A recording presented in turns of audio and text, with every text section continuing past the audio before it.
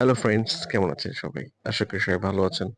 বন্ধুরা, আজকে গাছের একটি অত্যন্ত গুরুত্বপূর্ণ উপাদান নিয়ে আলোচনা করব, যেটা গাছের খাবার। তো এইটাকে বলা হয় চাল ধোয়া পানি। অর্থাৎ চাল ধুয়ে যে ১ম যে ধোয়ার যে পানিটা থাকে, ওইটা যখন ইউজ করব আমরা, এইটা কিভাবে ইউজ করবো, কেন উপকারিতা সেটা আমরা নিয়ে আলোচনা করব। তো চাউল ধোয়া পানির উপকারিতা হলো যে, চাউল ধোয়া পানিতে থাকে প্রচুর phosphorus, potassium, zinc, vitamin B এইসব খনিজ উপাদান যা গাছকে প্রচন্ড পরিমাণে বৃদ্ধি করতে সহায়তা করে, ফল ফুল আনতে সহায়তা করে এবং গাছকে সতেজ রাখে। আপনি আহ, এই এই ধোয়া পানিটা, চাউল ধোয়া পানিটা সপ্তাহে ২ বার ইউজ করতে পারবেন।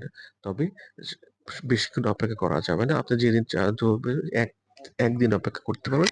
সেই অনুযায়ী চালটা দিয়ে পানিটা দিয়ে রাখতে হবে। এতে করে গাছ অনেক সতেজ থাকবে, ফল ফুল বৃদ্ধি পাবে। সুতরাং আজ থেকে আমরা এই চালতা পানিটা ইউজ করব। ধন্যবাদ।